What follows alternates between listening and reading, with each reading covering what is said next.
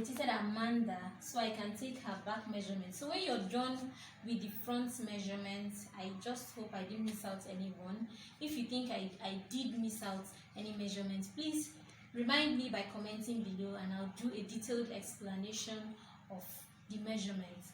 So for my back measurement, same course of action is what you'll be taking. You take your lengthwise and you take your horizontal measurements. But the good news here at the back is that you've done most of the work in front. Now the only horizontal measurements we have behind is just the shoulder measurements. And then you can decide to add across back measurements. Do you understand? So these are like the horizontal measure, because you've taken most of the waistline round the waist covered for both the front and the back. That's the horizontal measurements we did in front for the front measurements. So the back measurements, all we just do is for our horizontal measurements, we'll be taking our shoulder and across the back. Then we now go ahead to take the vertical measurements. Same good news. The vertical measurement, most of them have been taken in front. One of the very important vertical measurements to take is the half length, which is from the nape of the neck, which is this bone right here. It's not so visible on Amanda, on this mannequin. It's not visible. But let me use myself as an example. I hope it shows. So this is the nape of my neck. Just here, you see the bone. That is where you're supposed to place your measuring tape on. So you place your measuring tape there, and you go through the back, and then you measure. You see, if you remember when we were taking the front measurements, our half length was what? 17. But guess what the back is? 14 and a half. Now, you ask me why the difference in length. Why the difference in length? The difference is because the front part has a protruding bust that you had to go through and under before you get to the half length. So because of that, all those gallop in front, it added to the length of the dress or whatever it is you're making. But the back is kind of flat or is curved inwards. So because of that difference in shape and absence of that protruding breast, your back measurements to the level of the half length is different from the front. Now if you notice, there are actually some tailors that after making a design or after making clothes, the back will go down, the back will go below, or the back half length will go down than the front. Do you know what the problem is? I think now you already know. Because they use the same half length they used in front for the back. That way their back went down while the front looked like it was higher. Now you know the right thing to do. Please don't always forget, whenever you take your front measurement, always remember to take the half length of the back as well. For very busty clients, clients that are heavily endowed, you find out that the difference between the front and the back is as big as 4 inches. For this one, the difference is 17 minus 14.5. What will it give you? 17 minus 14.5 will give you around 2.5. If I'm correct, I think I am. 2.5. But there are actually clients that the difference between the front half length and the back half length is as big as 3, 3.5, 4. So please, I'm pleading with you, if you want to make clothes that fit perfectly, don't forget to take your back half length different from your front half length. It will help you achieve well-fitting garments, well-fitting garments that will actually sculpt your client's form.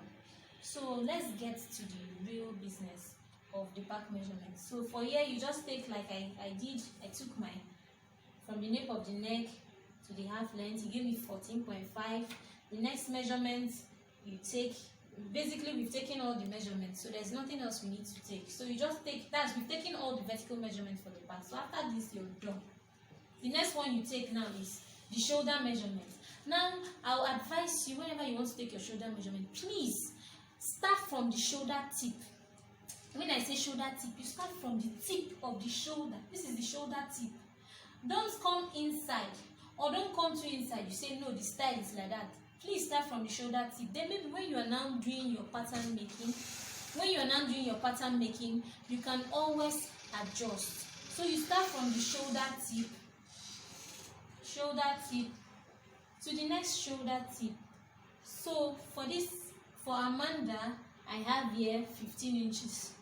You see, 15 inches. The next measurement I'm going to be taking is my across back measurement. So for Amanda, I'm just going to be following this mark here on her armhole. I'm going to be following it to take back. You see, for Amanda is exactly 12 inches. All these things are going to help you to achieve a perfect garment. Another measurement I'm going to be taking is the sleeves. Please don't call it hand. The sleeves. Yes, you're going to be taking the hand, but this is sleeve. Please try to be professional. Call it the sleeves. Don't call it hand. I see many people calling. I think I'm going to do a tutorial on the right and the wrong lingo in fashion designing, or the right and the wrong lingo in sewing and dressmaking. Idea. Sense will not kill me. So the next measurement I'm going to be taking is the arm round the hand. That's the arm round the hand. So for Amanda, her arm measurement. Usually I love taking this measurement when the client is facing forward, because I don't want to go through the trouble of turning her. I'm going to be doing it from the back. It's still the same thing. So I'm just going to be taking her arm measurement. This is her arm measurement. So here we have 9.5, and then I'm going to be taking the sleeves. The sleeve, that's the length of the length of the sleeve, or the length of the hand. I'm going to be taking the measurement from the shoulder tip. You see, I like taking this sleeve measurement, the sleeves length. I like taking it immediately after I'm done with my shoulder, so that I don't miss where the shoulder tip stopped. So for instance, now I'm taking my shoulder tip from here to here is 15. I just come at that. I start from the 15 inches and take my sleeve measurement. So if you're taking overall measurement, overall female measurement, let me say for instance you don't know the style you want to make, you can just go as far as taking all the sleeves length. So you can start from 5, you can do 5, 9, 12. You just take till you get to the wrist, depending on what you want.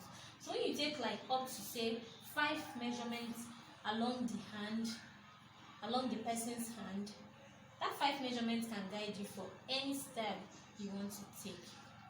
I hope I didn't miss anything else. And also there's also a measurement you need to take.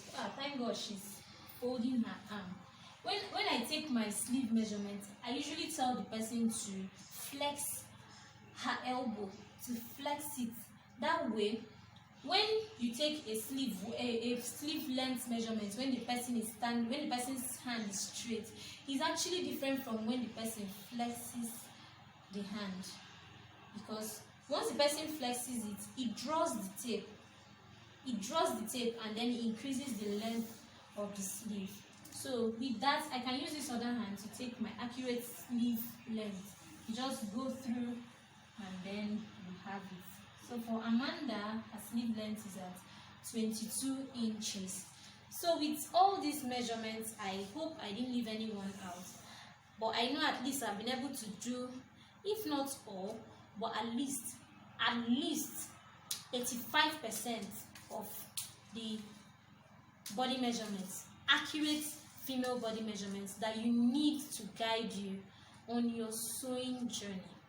So please, if you forgot, if you're just enjoying my content, like you're just enjoying the video and you don't want to subscribe, go and subscribe, so that whenever I post amazing videos like this, you'll be notified. So please feel free to hit the subscribe button below, and also don't forget to on your notification button, so that whenever I post videos on how-tos, fashion tips, and what have you, you always get notification and you'll be the first to watch. Thank you once again for watching, and God bless you.